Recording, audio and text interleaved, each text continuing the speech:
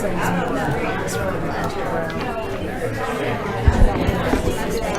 probably stood at the Monday. We'll go ahead and begin the agenda meeting, and I certainly appreciate a full house today. I know that part of the participants in the audience today are from the Leadership Hot Springs class, so we appreciate you staying over for the agenda meeting. And then immediately following the agenda meeting, we'll have a special called meeting that will review applicants for various open slots on boards and commissions. So the agenda meeting is just as it sounds. We're going to review the action items that will be formally addressed next Tuesday evening at 6 o'clock right here at City Chambers. We'll hear reports from individual department managers and others relating to these individual resolutions and ordinances. We'll limit our discussion because we're not going to take action, but we may ask some clarifying questions or ask for additional information to be included in the board packet. And then we'll so-called study up and be ready to take formal action next Tuesday evening. So I'm going to call upon Mr. Bill Burrow, our city manager, to begin reviewing those action items. Thank you, Mayor, members of the board. You will have one guest that evening and a proclamation for Arbor Day presented to Alan Bates, our urban forester here at the City of Hot Springs.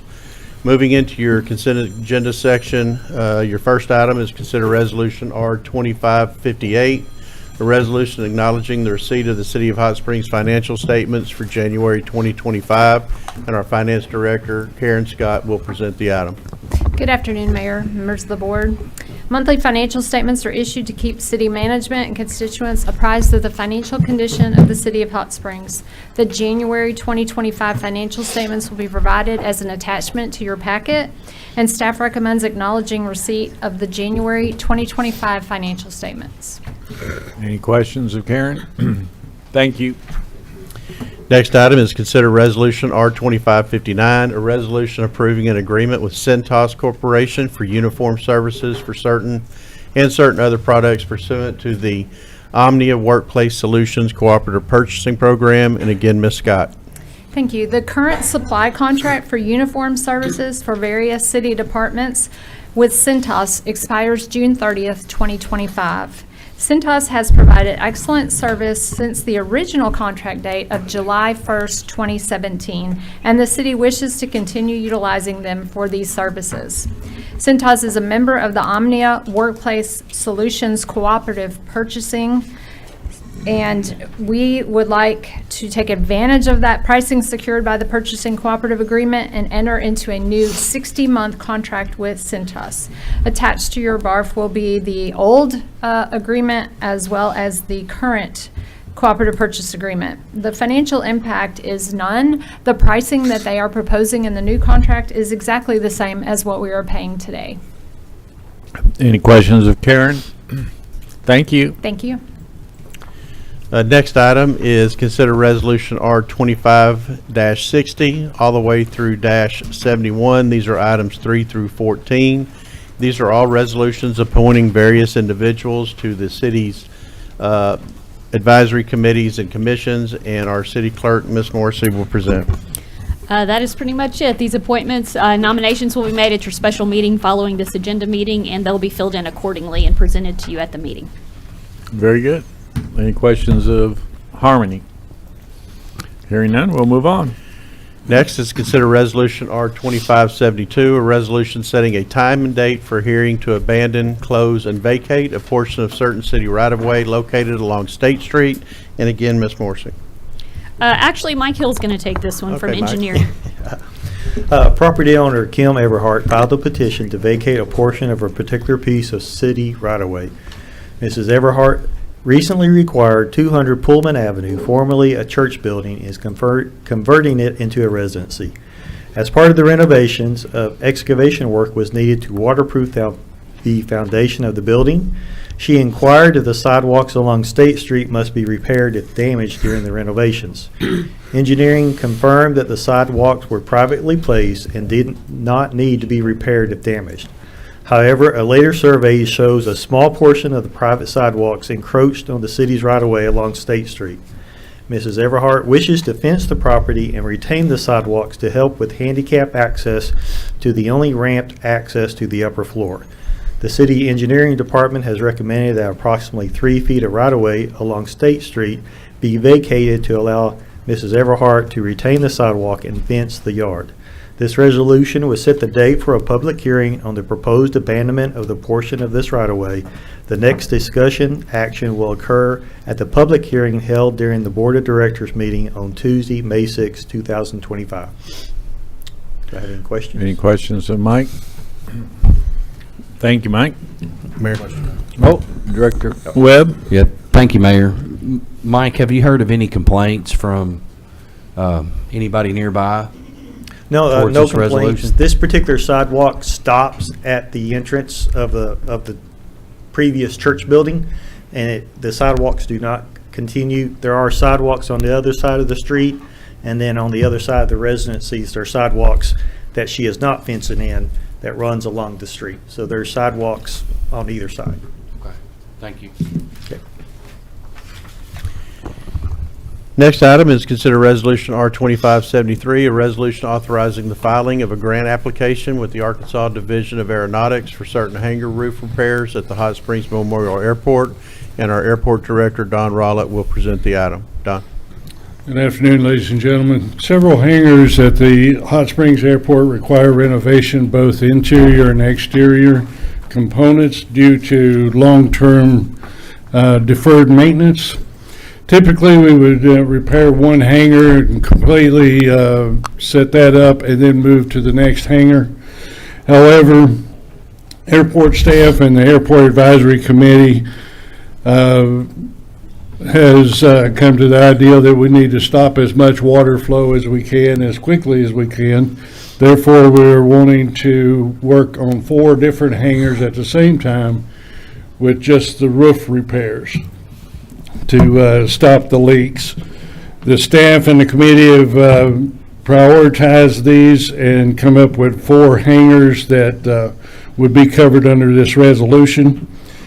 They consist of 2 large commercial hangars, 1 large community hangar, and a medium-sized aircraft storage hangar. We had proposals from 3 different companies come in. They have 3 different categories of repair. They are repair, restore, and refit, and the price range goes up as you go through those 3. We are looking to do the repair, which is the lesser, and stop the water, and the lower proposal was $40,200. Speaking with the staff of the State Aeronautics, this project would be eligible for grant consideration. We're therefore requesting to apply for an 80-20 grant with the state. Due to the nature of this type of repair and the fact that it's hangars, that could be downgraded to a 50-50 grant. Thus, this resolution is to apply for the funds, and another resolution will be brought forward to accept any awards that they deem for this project. Very good. Any questions for Don? Director Holliday? Thank you. What is the timeline for this? A lot of grants are months out. Is this a pretty quick turnaround? It's look at probably 6 to 8 weeks because of having to go to the state board for approval. Okay, thank you. Any additional questions? Hearing none. Thank you. Thank you. Next, consider Resolution R-2574, a resolution authorizing the filing and acceptance of a 2025 Arkansas Transportation Alternative Program Grant and Recreational Trails Program Grant for Phase 3A of the Stokes Creek Greenway Trail. And our grants coordinator, Sarah Delosier, will present. Good afternoon. In February of 2025, the Arkansas Department of Transportation, RDOT, announced its next round of Transportation Alternatives Program, TAP, and Recreational Trails Program, RTP, grants. They're due April 30th, 2025. This presents an opportunity for the City of Hot Springs to continue expanding the Stokes Creek Greenway Trail, SCGT. Phase 3A will begin at the southern end of Phase 2, where McLeod Street and Leonard Street intersect, and will extend approximately half a mile west along the creek, parallel to McLeod Street, ultimately terminating near Aviation Plaza. And there's a site map included. A future eastern spur will also connect to the trail to the Hot Springs World Class High School at the corner of Panama and Emory Streets. The estimated cost for Phase 3A is $631,250,000, with a grant request of $500,000, a required 20% city match of $125,000, and a 1% administrative fee of $6,250 for a total city contribution of $131,250. Phase 1 of the Stokes Creek Greenway Trail has been fully funded with an executed grant agreement, and the construction is expected to start this summer. Phase 2 has also been awarded by RDOT, but still awaiting the final execution of the grant agreement. The city has strategically pursued TAP fundings each cycle, leveraging the Complete Streets dollars and regular general fund dollars to match the requirements. Notably, Phase 2 did require 3 separate submissions before being approved. And RDOT requires both applications for projects that we're submitting. I'm going to present on the PACA lighting next concurrently. And so the city will be ranking this as its primary top project this round. And I'm open for any questions if you have them. Any questions of Sarah? Sarah, is this a planning or actually a construction grant? This would be a construction grant if awarded. And what's the length of the distance to be covered? This segment would be half a mile. It's been about half a mile each segment. Okay, Yes, sir. very good. Next items, consider Resolution R2575, a resolution authorizing the filing and acceptance of a 2025 Arkansas Transportation Alternative Program and Recreational Trails Program grant for Park Avenue Light Uptown Streetlight Project. And again, Mr. Lozier. Yes, great. So the Park Avenue Lighting Project is a continuation of revitalization efforts along the 11-block stretch of Park Avenue, Scenic Highway 7 in Hot Springs. Building on Phase 1 of the improvements completed in 2017, including the ADA accessible sidewalks, rain gardens, bus shelters, and traffic calming infrastructure, this next phase proposes installation of 21 more historic style night sky compliant street lamps in that section. To date, 18 lamps have been installed, with an additional 10 scheduled for this summer through previously secured funding. With this application, the city aims to install 21 more lamps, and the full corridor plan developed by the Park Avenue Community Association, PACA, aims to enhance safety, walkability, and economic development opportunities in the uptown neighborhood by installing lights on both sides of Park Avenue, and we've supplied a detailed map of the locations. The City of Hot Springs is partnering with PACA to submit this project as its second-ranked priority in the current RDOT TAP Fund round. The total project is estimated to be $252,500, which includes the construction, installation, and the required 1% RDOT administrative fee. The city is requesting $200,000 in TAP funding with a $50,000 local match and $2,500 in administrative costs. PACA is committing $22,500 towards the project, $20,000 in match, and $2,500 to cover the admin fee, while the remaining $30,000 will be a city match coming from a line item in your packet. Upon execution of the grant funding commitment, a City of Hot Springs will receive the letter of funding commitment from PACA. The City of Hot Springs COA will also be included with this application to show where that match is coming from. And this project reflects a longstanding community vision and a strong public-private partnership that continues to transform Park Avenue into a safer, more vibrant, and connected corridor for residents, visitors, and businesses alike. And I'm happy to answer any questions. Sorry for Any my last questions of stumbling there. Sarah? We all followed that. Very good. Okay. Thank great. you. Thank you. Next, consider Resolution R2576, a resolution awarding a contract to Christ Engineers, Inc. for construction management and inspection services for the Washita Water Treatment Plant Backwash Lagoons Project in the amount of $279,000, and our project manager, Todd Pillar, will present the item. Todd? Thank you, and good afternoon. This contract is for the construction management and inspection of the $5 million Garrett excavating contract you awarded last month for our 2 new backwash lagoons. But we need somebody to do our surveying, our staking, our grading, our testing, and our compassion testing. And they also will furnish us with the as-built drawings when it's all done. The project will take about 310 days, but the contract amount for Chris Engineers is $279,000, and it will come from the board-approved water bond funds. Any questions of Todd? Director Garcia? You said it would take 310 days, beginning when? We haven't got that far yet. We haven't got a notice to proceed yet. Okay, But I'm going to say it's going to start in mid-June. thank you. Any additional questions? Thank you. Thank you. Next item is consider resolution R 2575, a resolution awarding a bid to Daniel Air and Electric Inc. for a walk-in cooler and walk-in freezer at the Community Resource Center in the amount of $102,850. And our Public Works Director, Ron Seabright, will discuss the item. Ron? Good afternoon. Request for bids was duly advertised and issued with only one bidder responding. Daniel Heat and Air was the only responsible bidder at a cost of $102,850. A notice of intent to award this bid to Daniel Air was published and no protests were received. Walk-in freezer and cooler will allow more storage for the operation of the Community Resource Center. And the funds will be coming from 3 different CBDG funds, and we'll be using $19,131 of building improvements. Any questions of Ron? Are these 2 separate units, or is it a combination? Yes, sir. 2 separate units? What are the dimensions of the, They're both 8x10s.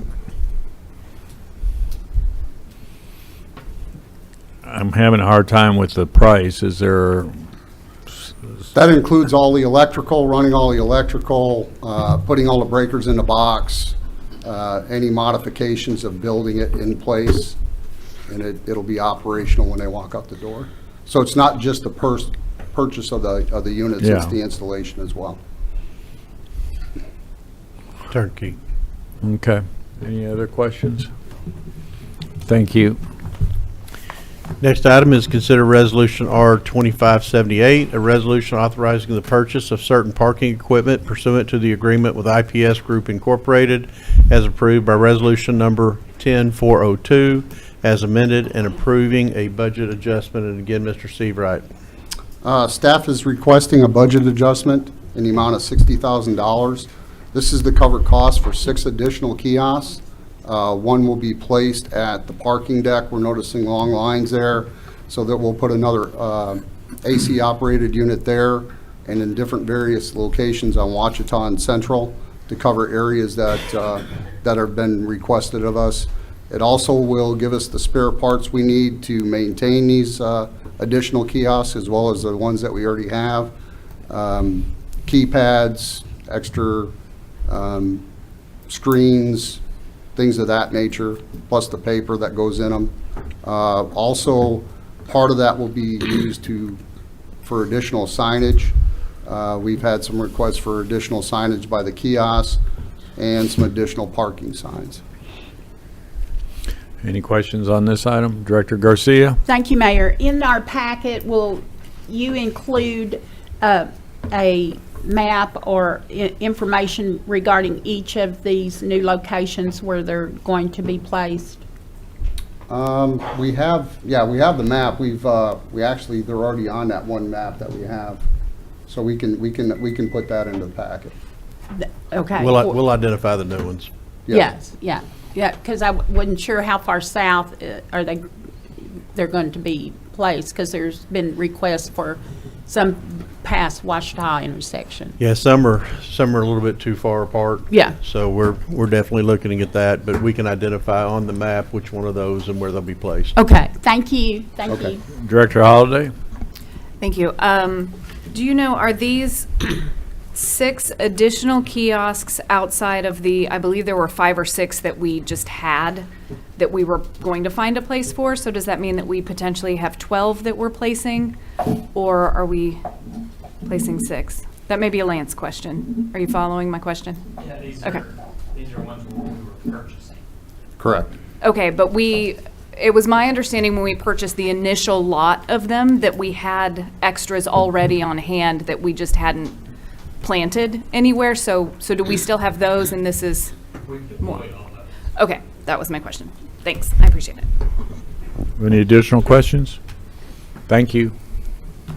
Mayor, that ends the consent portion of your agenda. We'll now move into old business. You have one item of old business, and it's consider ordinance O-2513, an ordinance amending ordinance number 6454, regulating short-term residential business within the city of Hot Springs, Arkansas, providing an exception for veterans with service-connected permanent and total disability rating and for other purposes.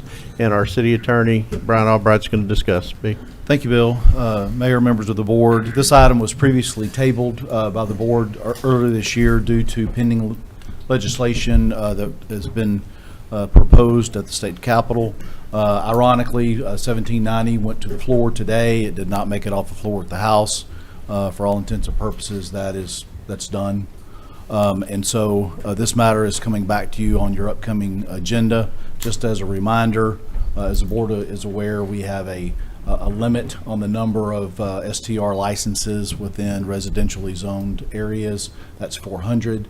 In addition to that limited amount, this ordinance would allow up to 25 additional STR licenses that could be awarded to U.S. veterans with a service-connected permanent and total disability rating. So this must come back to you. It's not a matter of whether you want it on the agenda or not. It was tabled and placed on this agenda. Very good. Any questions of Brian? Hearing none. Thank you. Moving into your new business, consider Resolution R-2579, a resolution declaring a certain structure located at 104 Fred Place a nuisance and condemning same pursuant to Title 17 of the Hot Springs Code. And our Planning and Development Director, Ms. Kathy Selman, will discuss the item. Kathy? Thank you. This is a proposal for condemnation for the purpose of demolishing and clearing a vacant structure at 104 Fred Place. This is a single-family dwelling. It is vacant. It's owned by Wendy Rogers, who is deceased. On April 1st, 2024, Neighborhood Services Division received a complaint regarding the structure, stating that the owner was deceased, the structure was open, and people and animals were going in and out of the structure. Having inspected the structure and based on the requirements set forth in the Arkansas Fire Prevention Code, Volume 2, Section 116, as well as the Hot Springs Property Maintenance Code, Section 111, the structure was deemed unsafe for habitation because of extensive structural damage to the roof and broken and missing windows. Due to the inability of the property owner to make repairs to stabilize and having no reasonable alternative, we are recommending that the structure should be raised and removed. Any questions of Kathy? Thank you. Next, consider Resolution R-2580, a resolution declaring a certain structure located at 1100 Park Avenue a nuisance and condemning same pursuant to Title 17 of the Hot Springs Code. Ms. Selman. Thank you. This proposal is for condemnation slightly different from the earlier item. This is for the purpose of securing and abating violations to Hot Springs Property Maintenance Code. It is a vacant structure, multifamily dwelling. It has remained unsecured and been subjected to graffiti. The property is owned by Chajen LLC of Wiley, Texas. The LLC is owned by Mr. Jason Nguyen and his wife Jennifer Nguyen.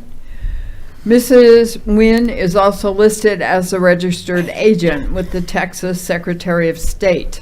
The property, which also included an identical building at 1102 Park Avenue, which is the next item on the agenda, was purchased from the previous owner in October 2020. The taxes are current on this property. Chapter 1 of Hot Springs Property Maintenance Code, Section 1718, abatement by the city, states if the owners of the house, building, and/or structure constituting a nuisance have not obtained the required permits and commenced work to repair, rehabilitate, secure, raise and remove, or otherwise abate said nuisance within 30 days after the posting of the true copy of the resolution at a conspicuous place on said house, building, or structure, said house, building, or structure constituting the nuisance will be repaired, boarded, and secured, or raised and removed as may be necessary to abate the nuisance. And again, in this instance, this is a request to repair, board, and secure. This allows the city to make the necessary repairs, which the owner has not. Should the board decide to proceed with the condemnation, the city would request bids from contractors to remove the graffiti from the exterior of the structure, and windows and doors would be secured in a manner that complies with the property maintenance code. Due to the inability or unwillingness of the property owner to make the necessary repairs, we are requesting that the structure be condemned for the purpose of repairing and securing the structure. Any questions of Kathy? Director Holliday? Thank you. So I know this is a structure that every time it gets boarded, fairly quickly, it becomes open again. So when we condemn something and we do any work, then we impose a lien on the property. Once we've condemned it, you know, if a neighbor calls me and says, hey, the door's open again, essentially, the window's open again, do we need to act each time we engage, or once it's condemned, the city can just continue to be, you know, vigilant in keeping it boarded, in which case the lien would then increase? The resolution will enable the city to make the repairs, and should repairs be necessary down the line, we will have that resolution in hand, enabling us to go in and have somebody make the whatever action is necessary to secure it. And as you point out, then the lien would be increased on the property. Thank you. Director Beard, did you have a question? Yes, out of curiosity, if the city, if the property's condemned and the city puts the lien on the property, how long, does the city own the property over time? No. So if they don't pay the lien, what happens? If they don't pay, excuse me, if they don't pay the lien stays on the property. It has a life of 10 years. It can be renewed, I understand. The city also would have the option, should that be deemed desirable by the board, to foreclose on the property and at that time take ownership. Or certify the amount of the lien to the taxes and collect Yes. it that way. Any additional questions? Director Garcia? Thank you, Mayor. Will you include in the packet any and all communications from the WINS regarding this issue back to the city? And I think if I understood right, my other question was going to include in the packet the other options, because I wasn't sure if it is foreclosed for securing and boarding and securing, if that also allowed the option to foreclose. Any lien can be. Any lien can. Can be foreclosed.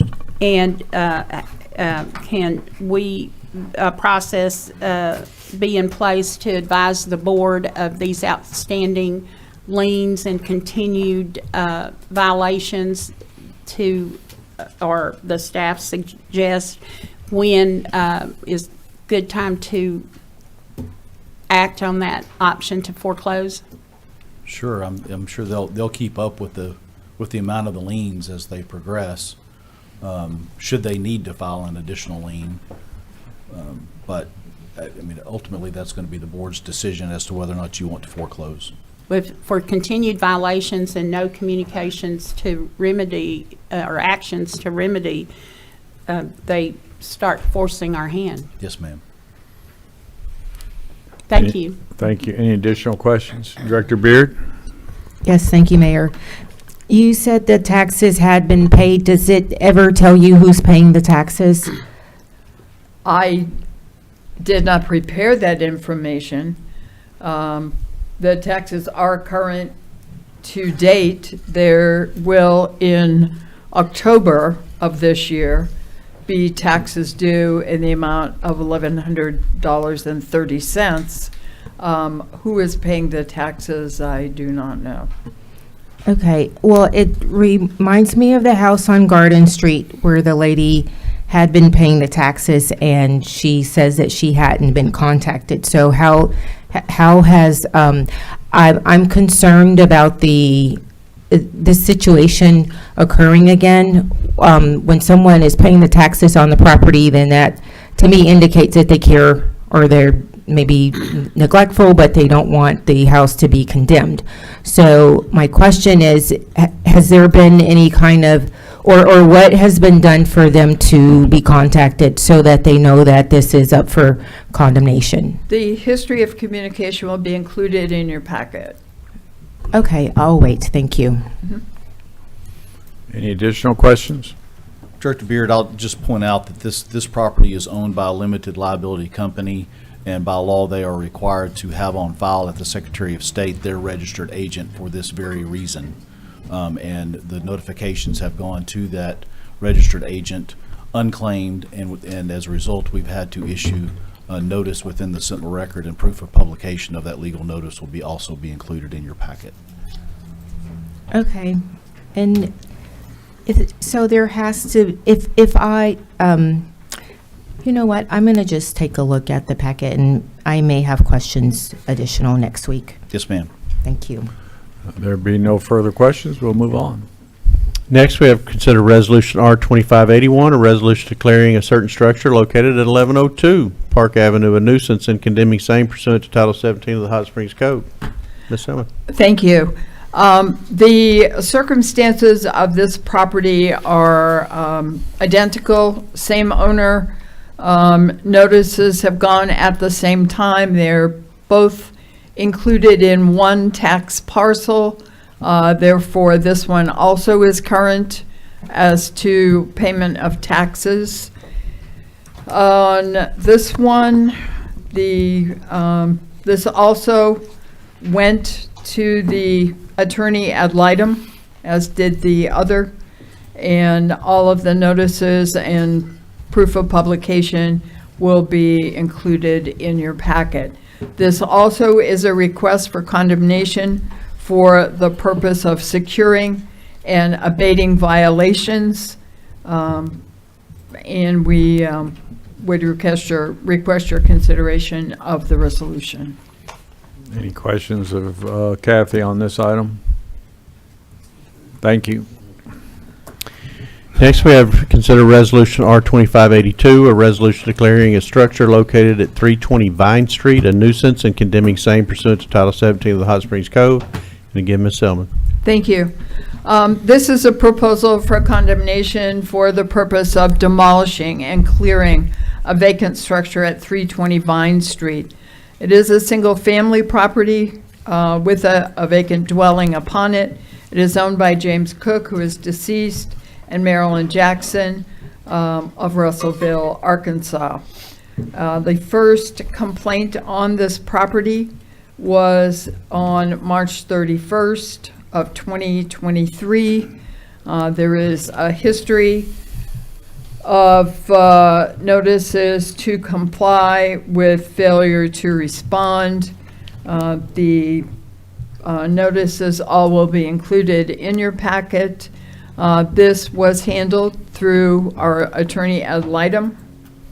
All notifications were made by the attorney ad litem, and proof of publication from the Sentinel Record will be attached in the packet. Having inspected the structure and based on the requirements set forth in the Arkansas Fire Prevention Code, Volume 2, Section 116, as well as the Hot Springs Property Maintenance Code, Section 111, the structure was deemed unsafe for habitation because of extensive structural damage to the roof. Due to the inability of the property owner to make repairs to stabilize and having no reasonable alternative, we are recommending that the structure should be raised and removed. Any questions of Kathy? Director Garcia? Thank you, Mayor. In our packet, we hear this all the time, but I'm not sure everyone understands. Can you include, or someone include, the definition of what the ad litem verification is? Yes. Thank you. Any additional questions? Thank you. Thank you. I have another. Director Beard? Yes, just out of curiosity, what has to happen for the house to be condemned for repairs, like the one on Park Avenue, as opposed to the house being condemned to be demolished? How do you determine that? The determination is made on two things. One is the condition of the structure itself, not the way the house looks or the building looks, but what is the structural capability of that dwelling to continue to exist if a reasonable investment is made to bring it up to code. If the structure itself is so far gone, and this may include the roof, the structural members of the sides of the building, it may also include the condition under the house, which is very often been infested with critters that will eat the wood. In that case, it is deemed unreasonable cost-wise to repair rather than remove. All right. Any additional questions? Thank you. Next item is consider Resolution R2583, a resolution authorizing out-of-state travel to the National League of Cities City Summit for directors as required by Hot Springs Code 2-1-5 and for other purposes. We have had 3 directors that have expressed interest and turned in pre-trip forms. Those will be in your packet. Very good. Director Holliday? Thank you. Can we also have in our packet, I think we had talked about this last time, where we are in our travel budget, like how much has already been expensed? And then also, I know we had discussed if we were to go over that budget line item, that we do have board reserve. However, we did encumber some of that board reserve in the fall. So if we could have that delineated as well in our packet, so we know what's actually remaining in those 2 budget items. Certainly. Thanks. Any additional questions? Thank you. Next, we have consider Resolution R2585, a resolution awarding a bid to Coakley Company Incorporated for the construction of Phase 1 of the Lower Gulfa Gravity Sewer Capacity Improvement Project. And Joey Stadler is here from engineering to present the item. Joey? Thank you and good afternoon. Staff recommends the award of the bid received on November 18th, 2024 to Coakley Company, Inc. of Hot Springs for the Lower Gulfa Interceptor Gravity Sewer Main, designed by RJN. The award shall be for the total alternate A in the amount of $9,496,272. This project is part of the ADEQ Consent Administrative Order, LIS 22-077. The bid form consists of 4 alternates, A, B, C, and D. Only alternate A is being awarded at this time. It consists of approximately 5,700 feet of 42-inch fiberglass reinforced pipe and 14 manholes. The project starts at the Gulfa Basin Pump Station and follows Gulfa Creek. It passes underneath Malvern Highway as well as MLK. Coakley Company was the only bid received and was selected based upon a certified bid tab and letter of recommendation from the RJN Group dated November 19th, 2024. A copy of these documents has been attached for your reference, and I'd be happy to take any questions. Any questions? Directors, all good? Thank you. Thank you. Next, we have consider ordinance O-2521, an ordinance amending ordinance number 6510 pertaining to the City of Hot Springs Parking Program, codified in Chapter 7 of Title 10 of the Hot Springs Code, and Deputy City Manager Lance Spicer will present the item. Yes, thank you. This particular item is an ordinance amending ordinance 6510, and for the board's understanding, 6510 more or less set up your parking program, so it's got a lot of information in it. What we're proposing are 3 amendments to that particular parking program. Really, 2 of them are board directed, and one of them is more of a technical correction. So I'll start off with the employee parking permit program. We have an existing permit program for employees in the downtown area. The discount is listed at 75%. I think the board's direction has been to have that mirror the residential permit program, whereby those fees would be waived for the remainder of 2025, with the understanding that in 2026 that a reasonable and fair parking permit be issued for those employees in that permit program.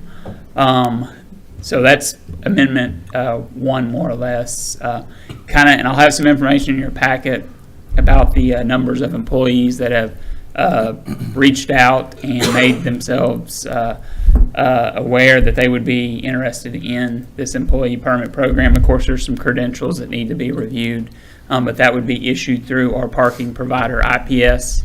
Permits, same as residential, the same as the contractor permit. So that's amendment 1, is the employee permit program through that fee waiver. Second deals with the hours of enforcement. Currently, we do 8 a.m. to 8 p.m. That's Monday through Saturday. I think the board had some discussion on the timing of the enforcement to possibly look at reducing that enforcement time period from 8 to 5 Monday through Saturday, so knocking off those latter 3 hours. And I'll have some information in your packet for you all to consider. We've got some reports that show the usage, basically the hours and the dollars that are raised from that, basically the hours 6 p.m., 7 p.m., and 8 p.m. So you can have that information and make that decision. Additionally, the board does have the ability to issue parking holidays for specific events or times. That may be an avenue. We'll have some information in your packet about that if you so choose to issue parking holidays on specific things, as opposed to adjusting that entire enforcement period. The last amendment deals with the contractor permits. The board may remember we have construction and contractor permits for those that do work in the downtown area, where basically there is no side street, there is no alleyway. The way that the ordinance was written, it was for to charge secondary parking permits for those contractors that use that need to rent spaces across any parking space that is in the city of Hot Springs. And that was not the intent. The intent was to have it within our paid parking system. So the recommendation would be to, in essence, strike the portion that talks about the entire city and have it specific to the paid parking program and deal with the secondary zone. So we have primary zones and secondary zones. So carry that $12 per day per space fee only within the paid parking program. So that's really the 3 big amendments that we have to that ordinance 6510. There'll be quite a bit of information in your packet as well. Director Garcia? Thank you, Mayor. In our packet, can it be included what is required, or how flexible it is when you mentioned the parking holidays? Can that be less than the full time period that is currently being charged fees? Like by the hour instead of all day, just for a certain time period? Yes, sir. Yeah. We can certainly. Thank you. Director Webb? Thank you, Mayor. Lance, in our packet too, can you include which businesses are included to also show how we know which employees are included for the discount? We You know, will. what does it mean to be a downtown business? Which roads do those reside on, if you will? Yeah, I'll have that information spreadsheet basically that has the various businesses' addresses and the request for the employee number. So I'll Okay. have that number as well. Thank you. Any additional questions? Director Holliday? Thank you. When we were discussing the residential parking, I know there was kind of a concern with the software and the company being able to navigate all of those differences. Do we feel that IPS is going to be able to figure that out by the end of the year? So we can have not just the zoned parking like we had planned, we can have these variations? Yes, what our program will be is it will actually have the businesses themselves will be the applicant. So they will manage the employees that are part of that program. So if Business X has 15 employees, the business would be the account holder, and they would enter their employees upon presenting credentials if they do work there, those licenses, so that they can be in that employee discount program. And for this purposes, for the fee waiver for the remainder of 2025. But yes, IPS is able to do that. Okay, perfect. Thank you. And I'm going to point out that that this would only be in secondary locations. It would not be in our primary spots. And one other thing, as you see that list, a lot of the employees downtown are part-time employees. So as you see that list, keep that in mind, that some may only be there 4 hours a day or whatever. But when I first saw the number, I looked at that and then realized that my daughter's one that works downtown, and she may work 3 hours an evening, so keep that in mind. All right, if there's no further questions, we have one more action item that we'll review at this time. Next item is consider ordinance O-2522, an ordinance amending ordinance number 6515, Chapter 6 of Title 4 of the Hot Springs Code relating to parking regulations, restrictions, enforcement, and penalties, and for other purposes. Again, Mr. Spicer.